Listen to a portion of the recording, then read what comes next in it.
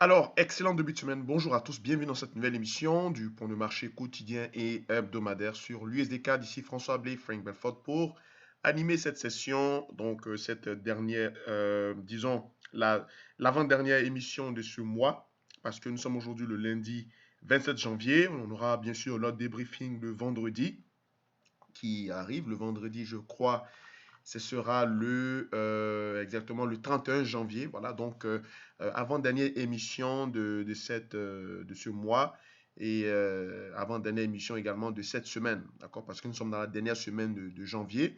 Et tous nos scénarios ce mois-ci ont été pratiquement excellents, hein, ont été réalisés à la lettre.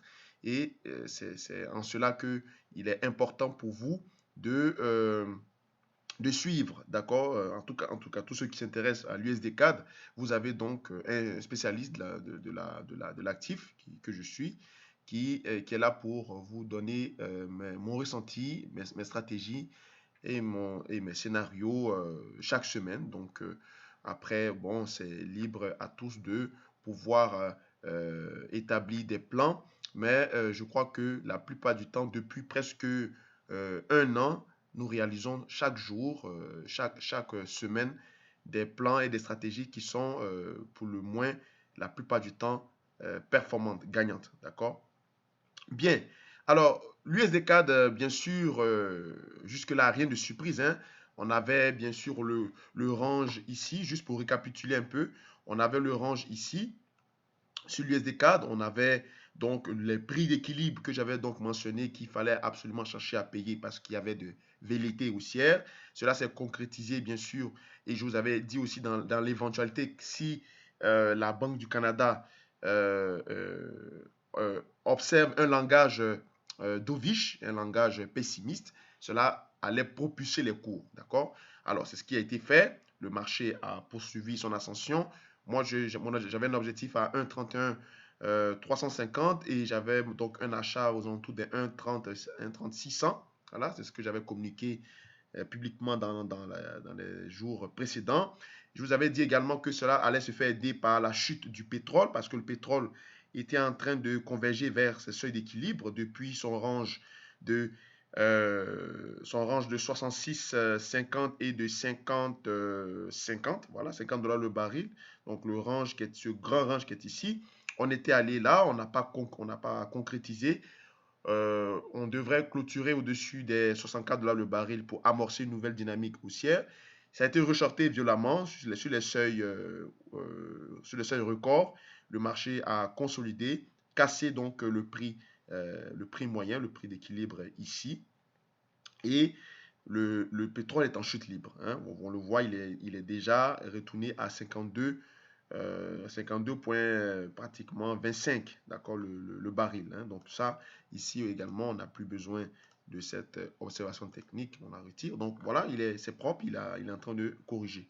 Et ça, c'est des choses que vous saviez déjà, puisqu'on avait déjà enregistré pas mal d'émissions sur ce range. Il y a longtemps que ce range est là.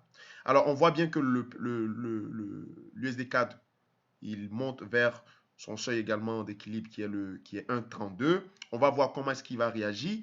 Je vous avais dit que jusque-là,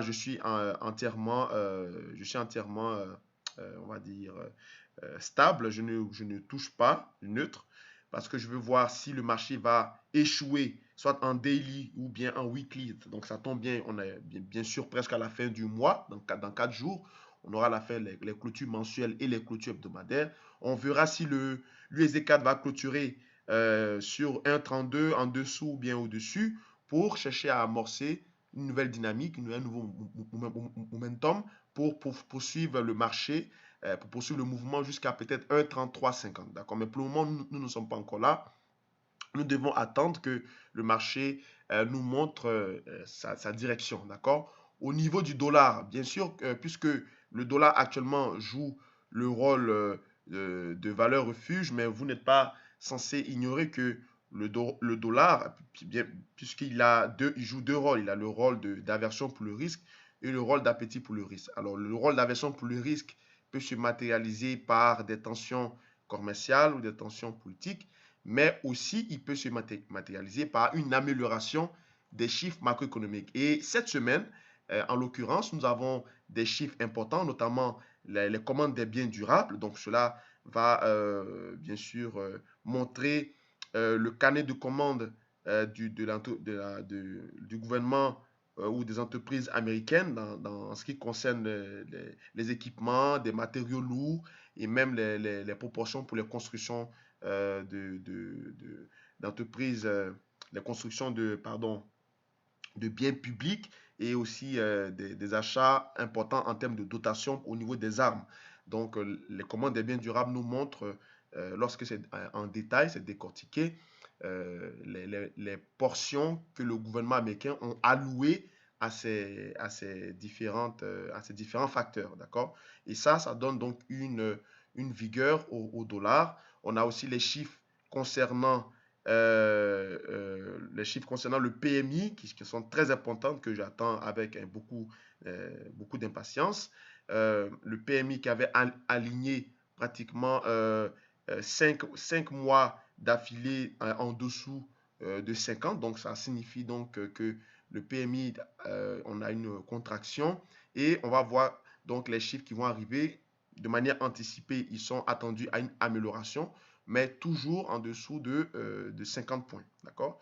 On a aussi les chiffres concernant la consommation, donc les chiffres qui concernent le panier des ménages, notamment l'indice des prix du revenu des Américains, ou ce qu'on appelle le personal income ou personal consumer expenditure, donc ce sont les dépenses personnelles des ménages, et aussi le revenu aussi personnel des ménages, qui est attendu en stabilisation, voire en nette amélioration.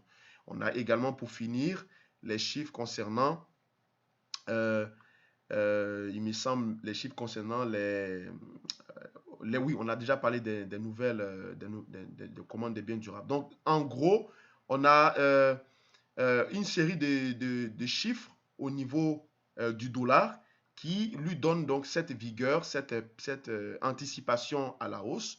Et voyant donc l'apparition de ces chiffres, le dollar va se matérialiser, il va se décider si il poursuit cette accélération qu'il est en train qu'il a amorcée, ou s'il n'y a aucune surprise dans ces différents chiffres.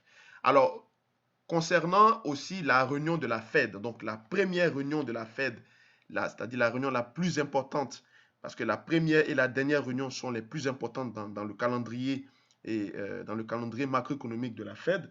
On aura une réunion le 28 et 29 janvier, donc des déclarations de banquiers centraux. Et au vu de l'amélioration de ces chiffres, il faudrait, moi je m'attends personnellement à ce que la Fed puisse, on va dire, maintenir les taux d'intérêt ou utiliser un verbiage, on va dire, un verbiage quand même optimiste au niveau des attentes inflationnistes, parce que tous les chiffres macroéconomiques ou tous les indicateurs que je viens d'énumérer tantôt, ce sont des chiffres qui comptent beaucoup pour l'établissement ou l'étude de l'inflation. D'accord? Donc, si on a une nette amélioration de ces chiffres, ce qui veut dire que, puisque la Fed a toujours mentionné qu'elle était très dépendante des données macroéconomiques, je m'attends à ce que la Fed fasse une pause. Maintenant, mon avis aussi est d'un point de vue mitigé, parce que les PMI qui sont un indicateur très important, j'ai déjà assez développé là-dessus.